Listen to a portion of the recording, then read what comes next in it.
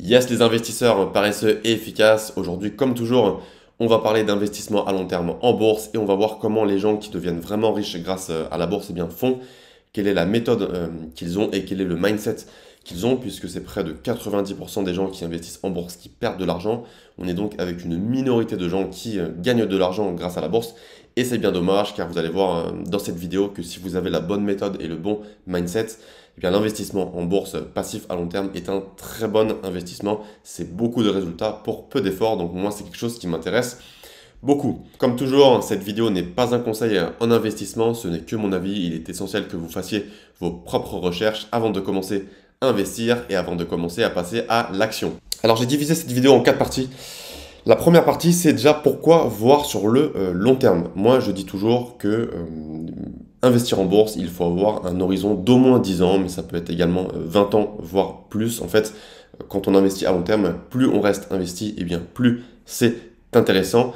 Pourquoi? Tout simplement parce que la bourse monte sur le long terme. Alors oui, c'est un investissement volatile.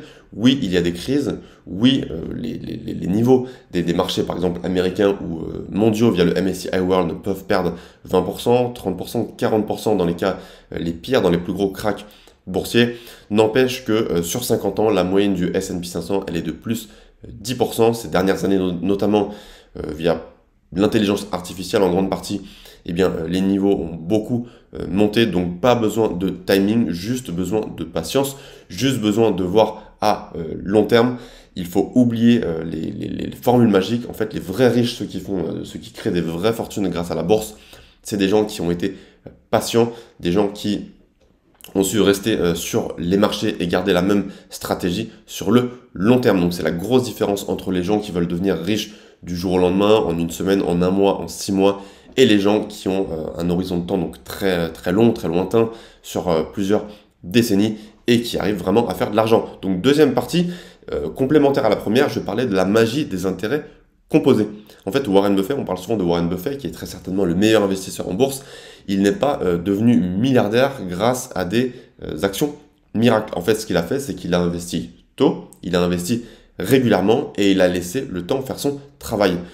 Cela signifie dans la pratique que plus tôt vous commencez à investir, plus vous aurez de bons résultats, à condition évidemment d'avoir la bonne méthode derrière. En tout cas, au niveau du timing, l'idée n'est pas de rentrer sur le marché dans 6 mois, dans un an, en espérant que les niveaux soient bas. L'idée est de rentrer le plus tôt possible et de continuer à investir. En fait, les intérêts composés, c'est comme une boule de neige. En fait, plus vous attendez, et plus la boule de neige va grossir. Donc là, ici, on peut faire la comparaison. La comparaison avec votre patrimoine, plus vous commencez à investir tôt, plus votre patrimoine va grossir grâce à la bourse. Mais évidemment, cette boule de neige, il faut la lancer maintenant. On dit souvent que le meilleur moment pour investir, eh bien, c'était hier ou c'était l'année dernière. Et le deuxième meilleur moment pour investir, eh bien, c'est maintenant. Ou en tout cas, toujours se former d'abord pour savoir où vous mettez les pieds si vous ne connaissez rien à la bourse encore. Et dès que vous êtes formé, commencez dès maintenant. Il y a des gens qui commencent à investir à 18 ans, à 20 ans. C'est une très bonne chose car il y a encore plusieurs décennies devant eux.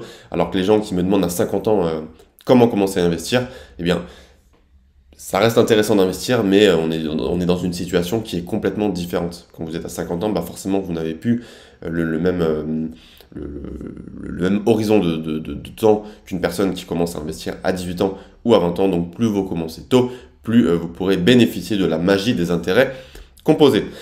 Troisième partie, comment investir simplement. Bonne nouvelle, c'est quelque chose finalement de très simple si vous avez la bonne stratégie et que vous avez compris qu'il faut être patient en bourse. Pas besoin d'être un trader, pas besoin d'être un expert, pas besoin de savoir analyser dans les profondeurs une entreprise et de savoir évaluer la situation financière de chaque entreprise dans le cadre du stock picking. Il vous suffit d'investir régulièrement dans un ETF.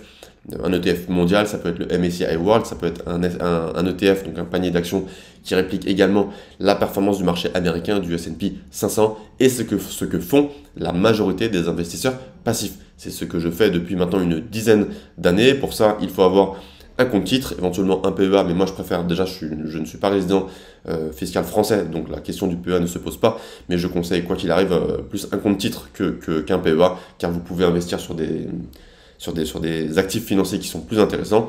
Il faut en tout cas, moi c'est ce que je fais dans le cadre de la DCA, mettre un montant fixe chaque mois. et vous oubliez bien vos investissements. Vous rentrez simplement une fois par mois sur votre ou sur vos brokers pour investir et vous faites le temps, vous laissez le temps faire son travail pour finalement faire fructifier votre patrimoine. Donc vous voyez que investir, simplement investir, c'est quelque chose de très simple à condition de savoir comment s'y prendre. Quatrième et dernière partie, les erreurs à éviter. Donc j'ai listé ici trois principales erreurs que font la majorité des gens. La première erreur, c'est de changer de stratégie tous les 6 mois. En fait, on est tenté de vouloir être actif sur les marchés. Quand on a investi, on va toujours vouloir chercher une meilleure rentabilité, chercher à timer le marché, mais c'est ce qui vous conduit à faire des erreurs. Il y a certains domaines dans la vie où en faisant moins d'efforts, on a plus de résultats. Alors, ça demande en amont évidemment de se former, mais une fois que vous connaissez, une fois que vous avez votre stratégie bien définie, eh bien, avec moins d'efforts, vous aurez plus de résultats. Et j'avais vu passer une étude intéressante qui disait que les comptes les plus rentables en bourse ou les comptes qui ont les meilleurs rendements, ce sont bien souvent des comptes titres de personnes qui sont décédées. Pourquoi? Car une personne décédée, évidemment, ne touche plus à son compte titre. Et de par le fait que la personne ne touche plus à son compte titre, eh bien, il y a les intérêts composés qui commencent à faire leurs effets. Il y a l'effet boule de neige et le compte finit par se valoriser davantage. Donc ça, c'est la première erreur. La deuxième erreur, c'est de paniquer pendant une crise. J'ai récemment fait une vidéo sur les krachs boursiers.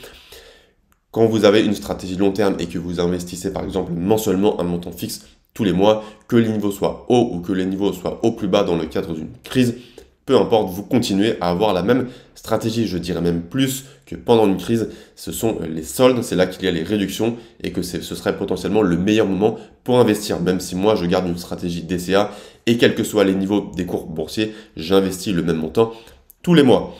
La troisième erreur que j'ai notée ici, c'est de suivre les gourous qu'on voit sur les réseaux sociaux, suivre les gourous qu'on voit par exemple sur X ou sur d'autres plateformes qui vont vous vendre en fait des stratégies pour devenir riche en quelques semaines ou en quelques mois.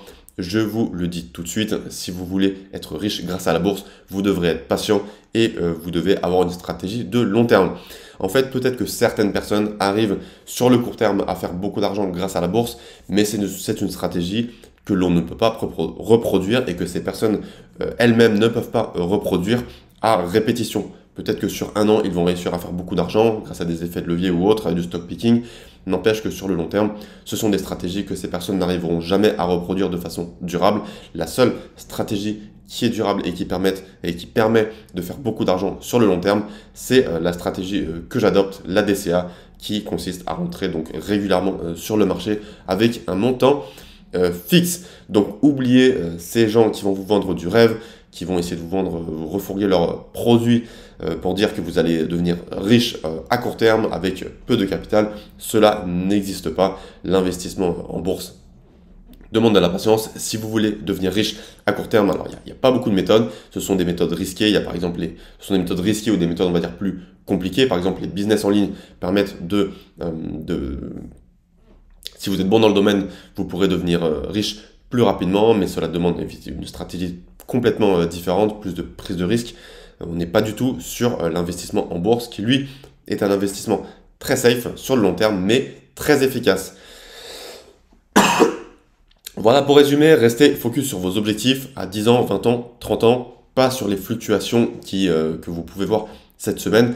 L'idéal est de ne même pas rentrer sur vos brokers pour regarder les cours de bourse. Simplement, vous rentrez une fois par mois, comme je fais sur votre broker. Vous n'êtes même pas obligé en fait de regarder les cours de bourse. Vous pouvez tout simplement acheter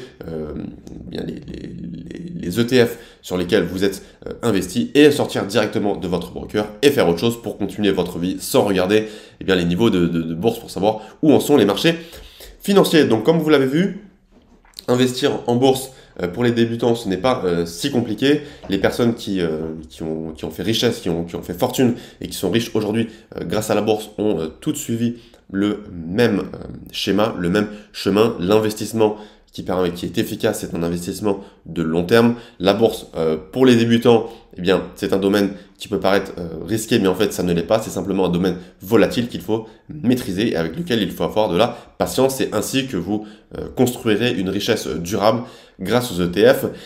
passif. Et si vous avez aimé cette vidéo, comme toujours, n'hésitez pas à lâcher un like. Vous pouvez aussi mettre un commentaire, poser vos questions en commentaire car je réponds à toutes les questions et je vous dis à très bientôt. Salut!